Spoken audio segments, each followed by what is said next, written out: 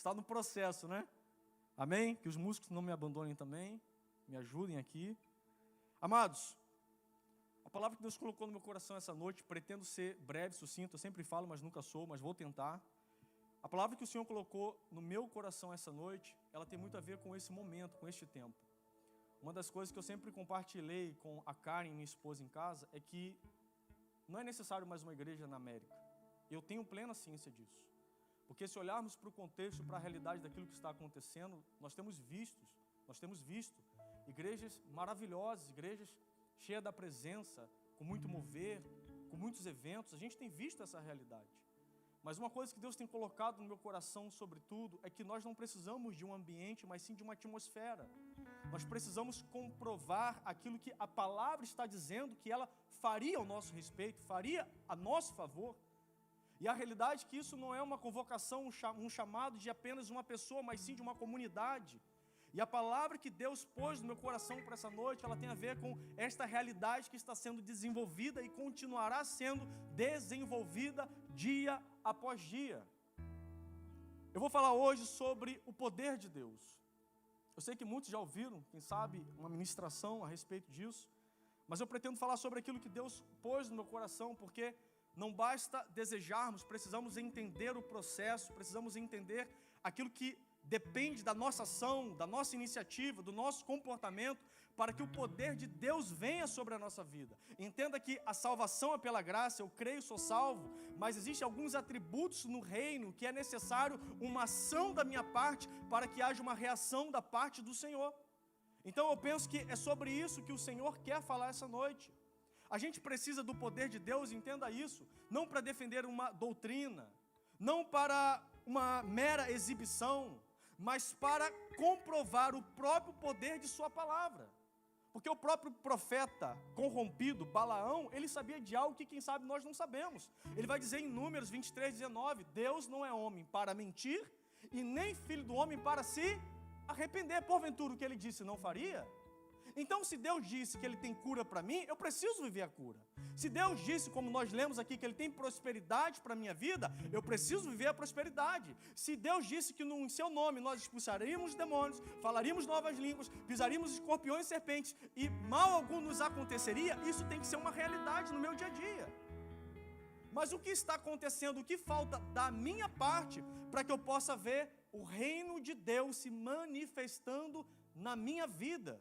Porque Jesus vai dizer, o reino de Deus não tem aparência. Se alguém disser, ele está ali ou ele está aqui, não vá.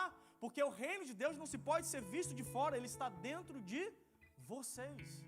O reino de Deus, ele está dentro de você. Mas é por meio de você que ele há de se manifestar na sua casa, na sua família, na sua parentela, na sua vizinhança e aqui na América. Deus te trouxe com um propósito. Dá, por favor. De fazer com que o reino dele seja visto na América através da sua vida. Bem estilosa essa garrafa para o pregador, né? Amém? Não leve em consideração, na próxima nós vamos estar aqui com um copo mais decente, uma coisa mais organizada.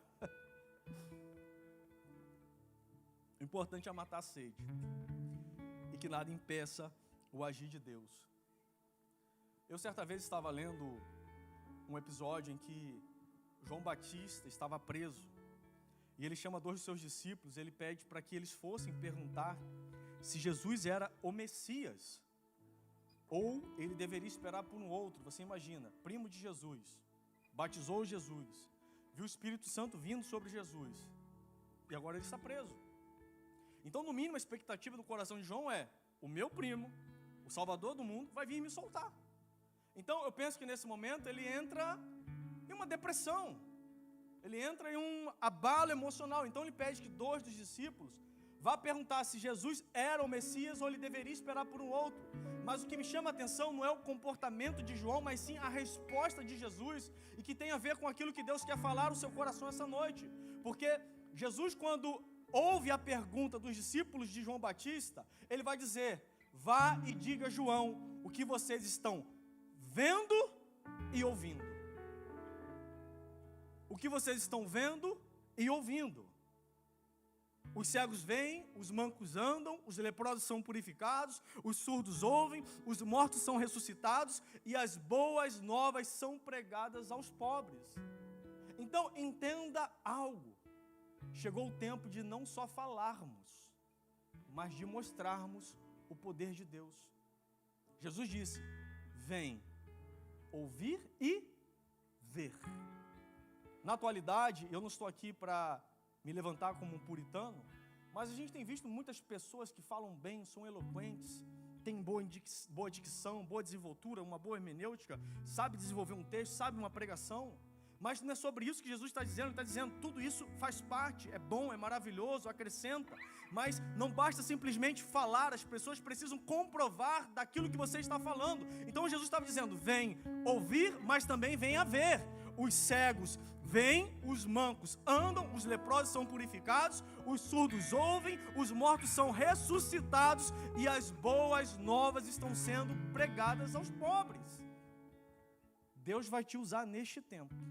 Eu quero profetizar sobre a sua vida, para que através de você as pessoas não só ouçam falar dele, mas que as pessoas vejam Jesus através de você. Tema da mensagem, depois dessa breve introdução: revestidos de poder. Lucas capítulo 24, verso 49, e agora eu começo a minha mensagem. Aqueles que trouxeram Bíblia, a gente sempre gosta de andar com a nossa Bíblia, acho que é a marca do cristão, e é o privilégio que nós temos, porque na antiguidade eram os pergaminhos, os rolos, era impossível andar com tanto rolo na mão. E aí, com toda essa modernidade e facilidade, hoje nós temos a possibilidade de ter a Bíblia, tudo aqui compilado, tudo nos mínimos detalhes, então é um privilégio. E a gente sempre brinca dizendo que, por mais que a gente tenha a facilidade hoje, né, do advento da tecnologia, de poder ter no iPad, no celular, a gente está sempre em uma competição, porque as distrações são inúmeras. Você está olhando no celular, daqui a pouco, opa, chegou uma mensagem, uma resposta que eu precisava. Pronto, a palavra de Deus foi embora. É a parábola do semeador. O maligno veio, roubou sua atenção, pronto, não vai frutificar. Daqui a pouco alguém vai e manda uma mensagem, uma resposta, toca uma notificação e pronto, você já foi, não está mais aqui. E você acaba perdendo de vista aquilo que Deus ia liberar sobre a sua vida. Então eu quero te incentivar. Isso aqui não é uma religiosidade, porque nós não somos uma igreja, nós não somos uma igreja religiosa, mas muito pelo contrário. Isso faz parte daquilo que nós cremos e queremos mostrar para o mundo, que de fato não temos vergonha dessa verdade. Então carregue a sua Bíblia, risque ela, anote ela, como o Espírito Santo falar, faça isso e você vai entender com mais clareza o que eu estou dizendo aqui essa noite. Lucas 24, verso 49 vai dizer assim a palavra de Deus: eu lhes envio a promessa de meu Pai, mas fiquem na cidade até serem revestidos do alto, até serem revestidos do poder do alto. Atos dos Apóstolos, também escrito pelo Dr. Lucas, capítulo 1, verso 8, vai dizer: mas receberão poder quando o Espírito Santo descer sobre vocês, e serão minhas testemunhas em Jerusalém, em toda a Judeia e Samaria e até os confins da terra. Hoje eu quero falar basicamente sobre 3 pontos necessários para que a gente possa receber o poder de Deus na nossa vida. E o primeiro ponto que eu começo a observar, e eu quero acelerar para a gente ganhar tempo, é justamente essa ordem expressa que Jesus vai dar aos seus discípulos, dizendo: eu os envio a promessa de meu Pai, mas fiquem na cidade de Jerusalém até serem revestidos do alto de poder. Entenda que Jesus, sendo Deus e tendo ensinado tudo que Ele ensinou para os seus discípulos, quando eu leio isso, eu consigo enxergar Jesus dizendo o seguinte: vocês viram, vocês vivenciaram, vocês experienciaram toda essa realidade, mas não queira fazer absolutamente nada do que vocês viram, sem antes serem revestidos de poder. Nós precisamos, e esse é um compromisso, uma responsabilidade da igreja, e nós que compomos o corpo de Cristo, a igreja de Cristo, de entendermos que o Senhor está nos convidando para essa responsabilidade. Mas sabe o que me chama a atenção? Que o primeiro ponto que eu preciso para receber o poder de Deus é aprender a obedecer. Jesus disse: mas fiquem em Jerusalém. Isso fala de saiba esperar o tempo certo da promessa. Saiba esperar o tempo certo dos acontecimentos na sua vida. Queremos viver as promessas da palavra, mas sem obedecê-la. Jesus tem falado tantas coisas através da sua palavra, através de ministrações que também é a sua palavra, e nós queremos viver todas essas maravilhas, mas quando voltamos para a nossa realidade, nós não obedecemos o mínimo daquilo que Ele nos pede para fazer, para que a palavra se cumpra em nós. Queremos viver a palavra, mas sem obedecê-la. Zacarias 4:6 vai dizer: esta é a palavra do Senhor para Zorobabel, não por força nem por violência, mas pelo meu Espírito, diz o Senhor dos Exércitos. Não tente fazer na força do braço aquilo que só é possível fazer pelo Espírito Santo de Deus. Obedecer é o primeiro passo para vermos o extraordinário de Deus acontecendo na nossa vida. Eu penso que na nossa caminhada, assim quando nos convertemos e confessamos Jesus como nosso Senhor e Salvador, passamos por todo um processo de regeneração, de abandonar os vícios, os traumas, tudo aquilo que nos aprisionava no Egito, no mundo, na escravidão. Mas o primeiro passo, depois de sermos purificados pelo Senhor, é entendermos a nossa responsabilidade, e tudo começa com o obedecer. Por que esta ordem veio após Jesus ter sido morto e ressuscitado? Porque você vai ver que antes de todos esses acontecimentos, os discípulos tinham dificuldade de obedecer a Jesus. Pedro voltou a pescar por 2 vezes. Os outros o seguiram. No dia da sua morte, o deixaram. Jesus vivenciou e presenciou na vida dos seus discípulos, na vida dos seus seguidores, a desobediência, porque Ele era a própria palavra, como João vai dizer. No princípio era o Verbo era Deus, e o Verbo estava com Deus, e sem Ele nada do que existe existiria, porque o próprio Cristo é a palavra de Deus. Eles vivenciaram, eles viram a palavra, mas não obedeceram a palavra. Então Jesus, entendendo a fraqueza, a debilidade, a nossa dificuldade de sermos santos e irrepreensíveis quanto aos seus ensinamentos, Ele está nos dizendo: eu disponibilizo poder sobre vocês, para que vocês possam cumprir a minha palavra, mas há um porém: comece pelo obedecer. Você pode falar para ficar mais didático e você daqui a pouco não dormir?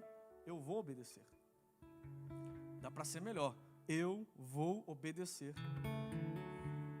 Em Mateus 11:12, em Mateus 11:12, Jesus vai dizer: desde os dias de João Batista até agora, o reino dos céus é tomado à força, e os que usam de força se apoderam dele, pois todos os profetas e a lei profetizaram até João. Jesus aqui ele está impondo limite à força, porque a partir de agora não é mais por força, é pela fé. E só consegue desenvolver a fé quem aprendeu a obedecer. Hebreus vai dizer que o justo viverá pela fé. Nós não vivemos por força. A fé nos leva a produzir ações da fé, que é a própria palavra de Deus. Deus dizendo: vá para a América, aí você vai para a América. Agora fique em tal lugar, e você permanece naquele lugar. Não volte, aí você começa a lidar com os ataques, com as afrontas, com as dificuldades, que é inerente ao processo de todo aquele que decide viver em obediência, mas você continua fiel à palavra que recebeu. Deus disse: vá, você vai e fica. Qual foi o problema de Abraão? Porque Deus disse: vá para Canaã, vá para a terra prometida, eu vou te mostrar. Deus mostra, Deus aponta a terra, só que havia o quê? Dificuldade, havia fome na terra. Toda vez que Deus te leva para viver um ambiente de promessa, não significa que tudo vai começar a acontecer do dia para a noite. Grave isso no seu coração, porque a obediência não se comprova quando você vê Deus fazendo, mas é quando Ele fala e você não vê nada acontecendo. Ficamos há cerca de 2 anos em Alphaville, perguntando: Deus, por que Alphaville? Deus, por que Alphaville? Deus, por que Alphaville? Não faz sentido, a igreja não está aqui, as pessoas mais próximas, as chegadas não estão aqui, o custo de vida é muito alto, não faz sentido. E a gente falando: Deus, por que Alphaville? Deus, a gente quer sair de Alphaville, mas Deus não falava nada, Deus ficou em silêncio. Mas antes de irmos para Alphaville, Deus disse: Alphaville. Houve dificuldades, houve processos, houve sentimento de solidão, de abandono, de rejeição, passamos por tudo, mas permanecemos no lugar da promessa. E uma vez que a gente permaneceu neste lugar, a gente viu Deus fazendo algo que o olho não viu, o ouvido não ouviu, que nem chegou ao coração de um ser humano. Porque a gente foi para Alphaville pensando que Deus faria uma coisa, mas Deus fez muito mais daquilo que a gente havia pedido ou pensado.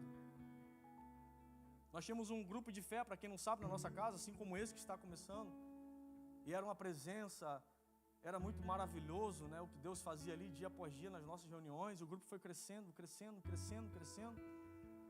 E aí quando a gente vem para cá, muitos de vocês sabem dessa história, só quero resumir porque tem a ver com obediência. Deus agora começa a falar da América. Eu falei, Senhor, a gente nunca pensou, né, no sentido de vir morar na América. A gente até pensou em algum momento vir passar um ano para as crianças desenvolverem o inglês, aperfeiçoarem, a gente aprender um pouco, né, sair do inglês da 5ª série para a 6ª série, mas não estava num plano. E Deus disse, não, chegou o tempo da América. Só que dia 1º de setembro de 2023, eu recebi uma palavra, que naquele momento foi uma palavra sem pé e sem cabeça. A gente estava em Fortaleza, em um evento, e apareceu lá o pastor Klebs, que é profeta, e ele falou assim, ele me falou muitas coisas concernentes à vida profissional, à vida espiritual, à vida ministerial, e ele disse no final, Deus manda dizer que o Brasil é a sua nação, mas os Estados Unidos também será a sua nação. Eu falei, amém, peguei, guardei e deixei. Quando chega dezembro, aquela palavra que Deus disse que naquele momento não fez muito sentido, Ele agora começou a dar direções claras. Então entenda algo, tem coisas que Deus ainda não falou. Deus está falando com alguém aqui essa noite. Tem coisas que Ele ainda não falou, porque quando Ele falar, vai requerer da sua parte uma ação imediata. Então a gente estava falando, Deus, por que Alphaville? Por que Alphaville? Por que Alphaville?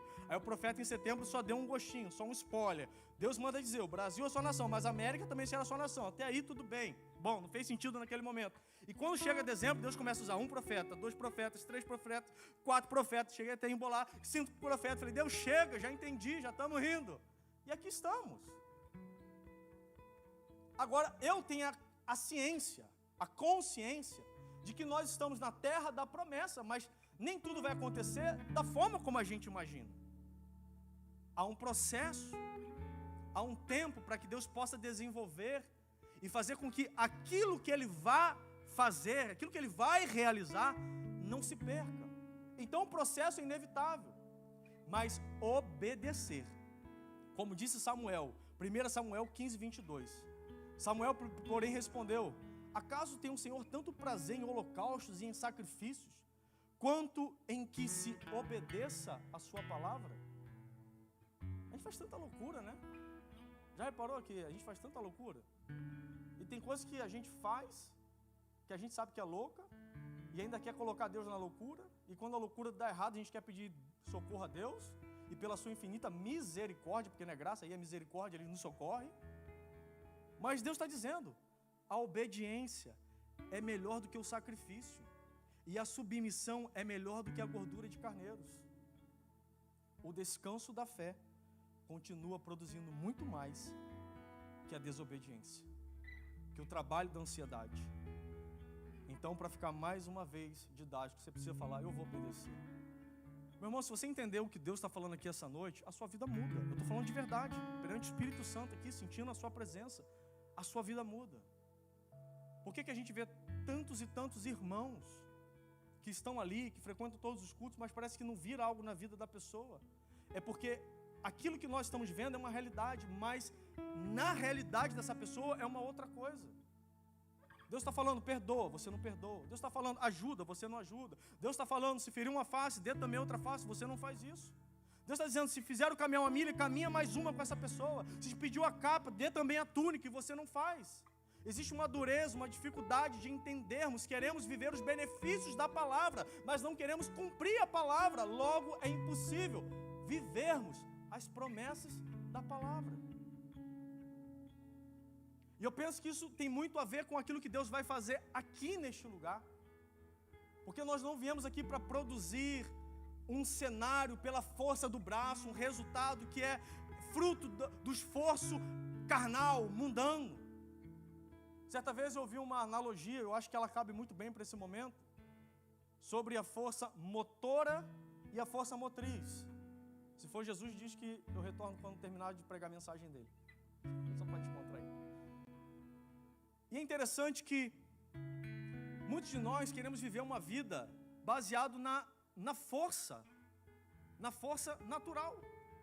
Como que é a força natural, para que vocês possam entender? Por exemplo, eu pego um ventilador, ponho na tomada, e aquilo ali começa a produzir energia dentro dele, e tem a força motora, eu vou lá e coloco na velocidade 1, na velocidade 2, na velocidade 3, e começa a ventar, e as coisas começam a acontecer, e a gente pode chegar aqui e começar a inventar um monte de modo, e fazer um monte de coisa, e vamos, e aí,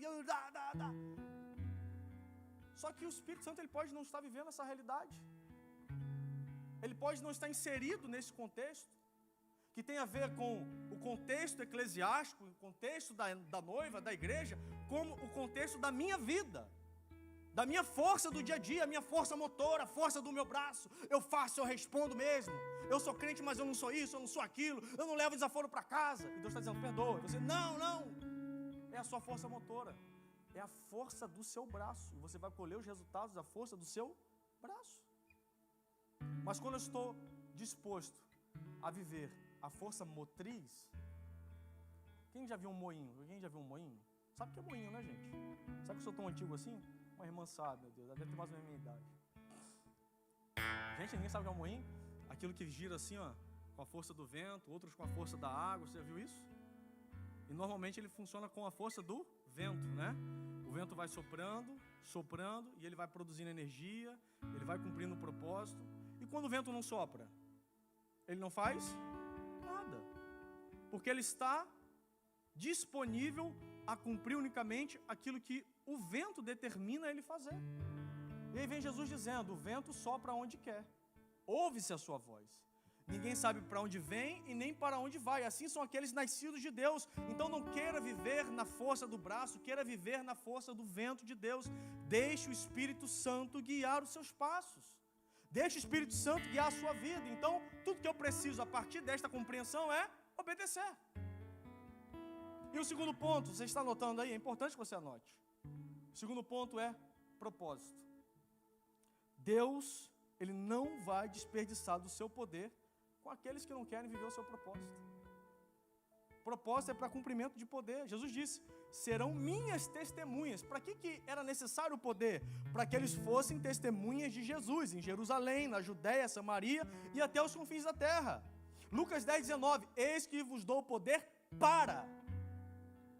Não é para exibição, não é para defender uma razão, uma doutrina, mas é para pisar em serpentes e escorpiões e sobre toda a força do inimigo, e nada vos fará dano algum. Você precisa desejar viver o propósito de Deus na sua vida. Você precisa desejar cumprir aquilo que Ele já determinou ao seu respeito. Salmo de número 139, Davi vai dizer, todos os meus dias foram escritos, sem que nenhum deles existisse.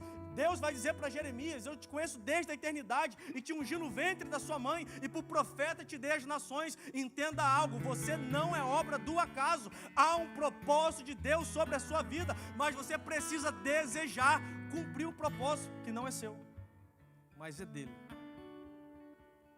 Isso fere um pouco, né? Mas como assim? Eu paguei tão caro aquele curso para descobrir o meu propósito. Eu fiz aquela imersão tão poderosa para descobrir o meu propósito. E você está me dizendo agora, Carlos, que eu não tenho? Não, não tem. Você não tem propósito. Lamento te dizer, você veio aqui essa noite para ouvir do pastor Carlos. Você não tem propósito. Mas você está dizendo que eu vou viver? Sim, é o propósito de Deus, porque foi Ele que te fez. Eu tenho aqui uma garrafa da Stanley, não é isso? Ela é o quê? Uma garrafa. Mas o propósito de ser garrafa não partiu dela, partiu de quem a fez. Quem deu o formato, quem a deu, foi o dono da empresa. Quem designou ela ser o que ela é, manter a temperatura, produzir X resultado, cumprir tal propósito, foi quem a fabricou. Então, se você crê que Deus é o seu Criador, pelo menos crê que Ele é o seu Criador, porque o certo é você crer no mínimo que Ele é o seu Pai, você precisa entender que Ele tem um propósito para você. Você não veio para a América à toa. Você não veio simplesmente para dizer que mora na terra da Disney, na terra da fantasia. Não. Você veio para manifestar o propósito de Deus na terra. Você é uma carta viva, você é uma resposta para essa geração. Tem pessoas que estão aqui sofrendo e padecendo porque elas estão precisando ouvir algo da parte de Deus na sua boca. E quem sabe você está sofrendo e padecendo porque não decidiu descobrir qual é o propósito que Ele tem para a sua vida. Isaías 61, verso 1 vai dizer, o Espírito do Senhor está sobre mim, porque o Senhor me ungiu, ou seja, Ele me deu o poder para. Toda vez que você vê a palavra poder, unção, há uma designação, há um propósito para isso, para levar as boas novas aos pobres, enviou-me para cuidar dos que estão com o coração quebrantado, anunciar liberdade aos cativos e libertação das trevas aos prisioneiros, e anunciar o ano aceitável do Senhor. Você pode dizer essa noite assim, ó, eu quero viver o propósito de Deus.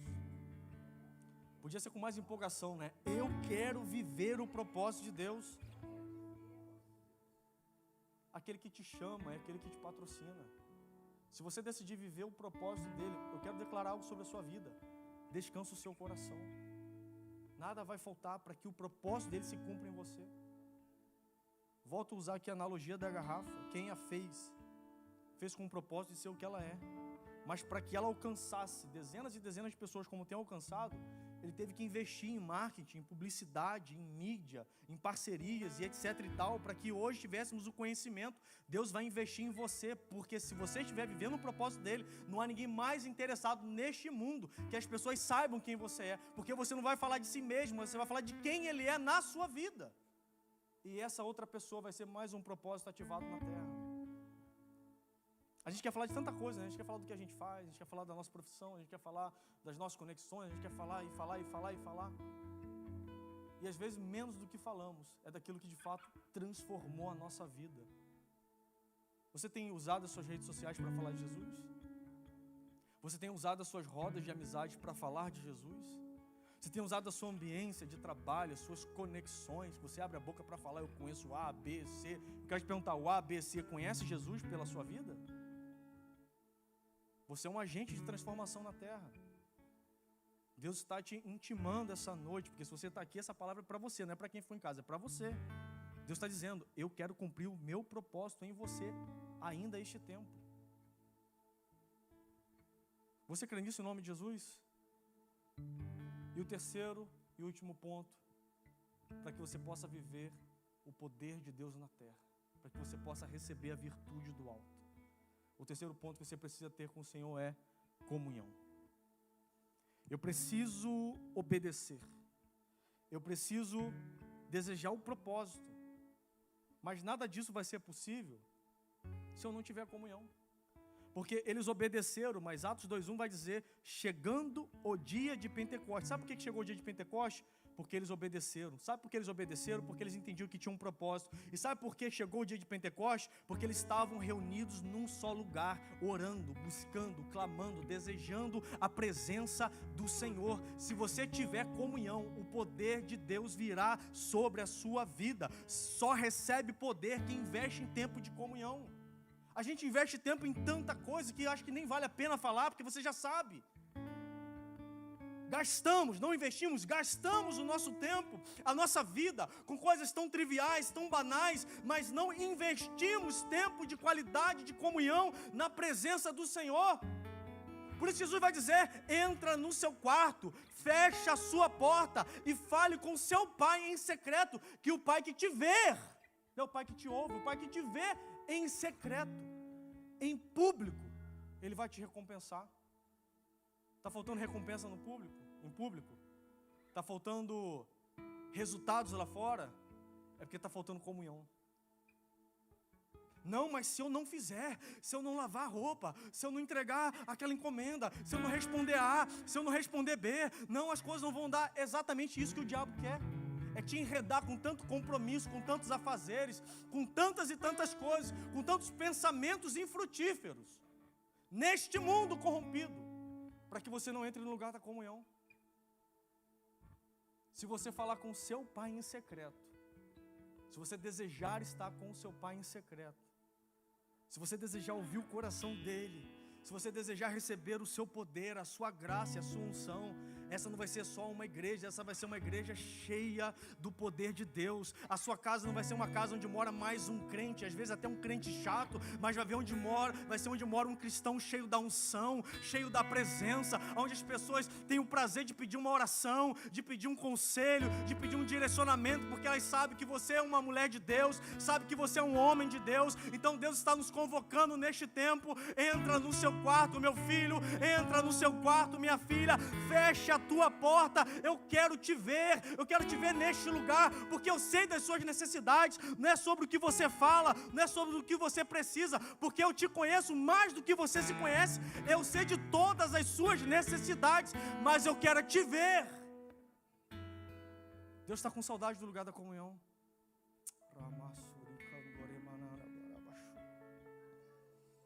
Deus está com saudade de te ver ali, no canto da sua cama, com seus joelhos dobrados, você chorando, falando: Senhor, eu preciso de Ti, Pai. Eu preciso de clareza, eu preciso de direcionamento, mas sobretudo, eu quero o Senhor.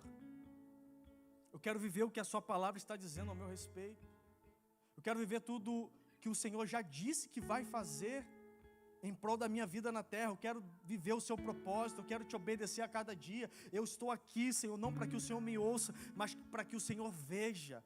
Porque fé é ter ação. Você não está vendo Deus te vendo, você não está sentindo a presença dEle, mas você permanece crendo que Ele está te ouvindo, crendo que Ele está te vendo, crendo que o poder dEle está vindo sobre a sua vida.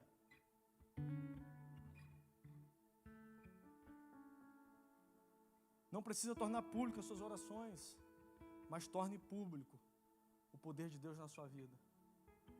O mundo está gemendo, e muito mais nesses últimos dias, desejando a manifestação dos filhos, desejando que a gente seja muito mais proativo sobre aquilo que nós estamos declarando aqui dentro, mas não mostramos lá fora.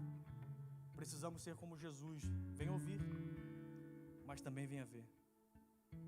Se você vier numa reunião lá na igreja, o poder de Deus vai te alcançar, você vai ter que deixar o pecado. Se você vier em uma reunião lá da nossa igreja, você vai ter que deixar essa vida errada, porque a unção vai te constranger. Mas não vai ser só isso, ela também vai te capacitar, porque Paulo vai dizer: quando estou fraco, Ele me faz forte, de bom modo me gloriarei, não nos meus resultados, mas na minha fraqueza, porque quando estou fraco, Ele me faz forte. Deus quer usar você nesse tempo. Pura Fé Orlando, Deus quer usar você nesse tempo. Eu queria ouvir um amém. Deus quer usar você nesse tempo, Pura Fé. Deus quer usar a sua casa, Deus quer usar a sua família, Deus quer usar os seus recursos, Deus quer usar o seu intelecto, Deus quer usar quem Ele te fez para ser neste tempo, para que o mundo conheça a manifestação do poder dEle na terra, através da sua vida. Você pode ficar de pé?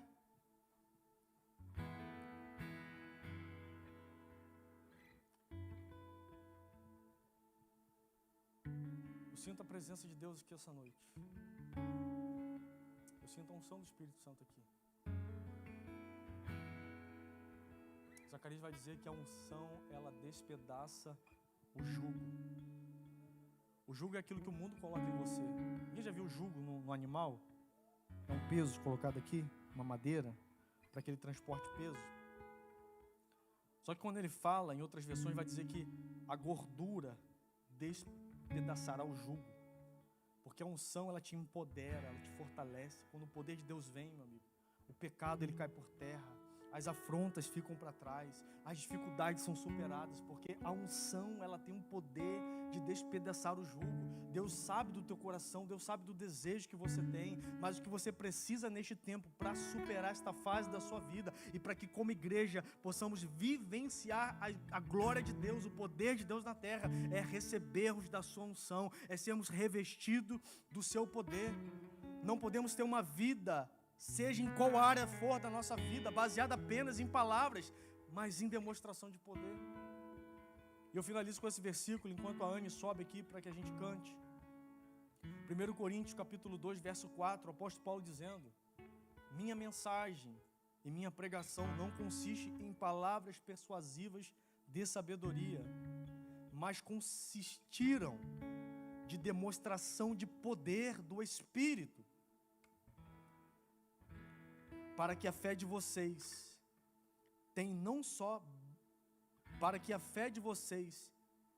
não se baseasse na sabedoria humana, mas no poder de Deus. A nossa fé precisa estar baseada no poder de Deus. A sua casa tem que conhecer o poder de Deus. Os seus filhos precisam conhecer o poder de Deus. Lá em casa, quando alguém fica doente, a primeira coisa que a gente faz é orar. Hoje à tarde, a Karen ficou mal, assim, do nada, mal de cama.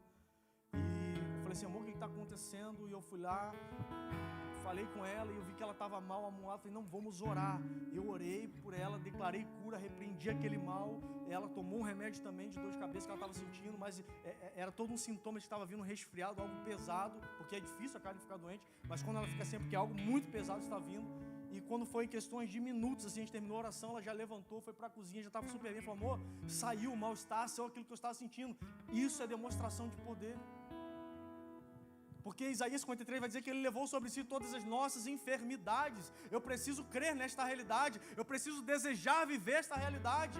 Coríntios, o apóstolo Paulo vai dizer que Cristo, sendo rico, se fez pobre, para que por meio da sua pobreza eu pudesse ser enriquecido. Isso é uma realidade, eu não posso aceitar a miséria na minha vida. Deus vai te fazer crescer nessa terra, meu irmão. Deus vai te fazer prosperar nessa terra. Deus vai salvar a sua casa, vai salvar a sua família. Deus vai erguer o seu ministério. Deus vai fazer com que o seu nome seja conhecido, não para que você seja conhecido, mas para que Ele seja conhecido através do propósito dEle na sua vida. Mas você precisa do poder de Deus. Você precisa desejar o poder de Deus. E como que eu começo a buscar um poder? Obedecendo, desejando um propósito e estando sempre no lugar da comunhão. Eu queria cantar aquele louvor, que eu acho que a gente consegue aqui, ao único. É possível? Ao único? É possível, né, Ana? Porque Ele é o único que é digno de receber toda a honra, toda a glória, a força e o poder. Nós estamos aqui por uma única razão, para cumprir o propósito dEle. Eu, nas minhas orações, eu confesso para vocês, eu falo, Senhor, que necessidade de nos trazer para cá? Por que o Senhor nos trouxe para esse lugar? Eu sei que, embora eu pergunte, essa não é a resposta que eu vou ter agora, mas em momentos que a gente fica assim, né, sem entender o que Deus está fazendo, por que Ele está fazendo, a gente fica questionando, Deus, por quê? Deus poderia fazer em Alphaville, Deus poderia fazer em Cachoeira, Deus poderia fazer em qualquer outro lugar na nossa terra natal, mas por que Ele nos trouxe para cá? E assim como a gente sempre questionava por que Alphaville, foi que numa quinta-feira, pouco antes, uma semana antes de virmos para cá, a gente estava se arrumando porque aconteceu o primeiro culto da igreja Pura Fé em Alphaville. E essa igreja era o GF, que nasceu na nossa casa. Eu falei, amor, hoje o Espírito Santo responde do porquê. A gente não tinha que estar perto da igreja, porque Deus queria implantar uma igreja aqui, Deus queria abraçar um povo aqui. E hoje eu conversando com o Francisco, um amigo nosso, Francisco falou assim, Carlos, você precisa ver o sorriso no rosto das pessoas. Eles se juntaram para financiar um ano de aluguel da igreja. E os mesmos que estão financiando o ano de aluguel são os que servem.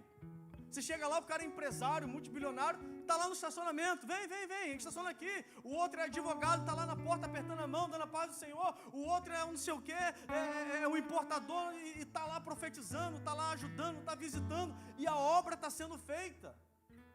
Porque isso é o poder de Deus. Então eu sei que este mesmo poder está aqui. E crer nisso, esse lugar vai ficar pequeno em pouco tempo. Talvez falar isso hoje não faz muito sentido, mas a fé não faz sentido. A fé não existe o como, a fé se vive. Não quero entender o como da fé, porque não existe o como. Porque a fé é a certeza das coisas que se esperam. E eu espero que esse lugar exploda. E a prova daquilo que não se vê. Porque se eu vejo e se eu tenho estratégia, não é fé, é otimismo. Eu posso usar os recursos naturais, porque o exercício da fé eu creio e eu vou fazendo. Mas fazer além daquilo esperado, do que o esperado, é só Deus que pode fazer. A embarcação de Pedro, ela quase ia a pique, ou seja, quase afundava o barquinho. Por quê? Porque Jesus fez algo que Pedro nunca viveu. Então o que Deus vai fazer na sua vida, grave algo no seu coração, vai ser para te surpreender. Não espere algo pequeno de um Deus tão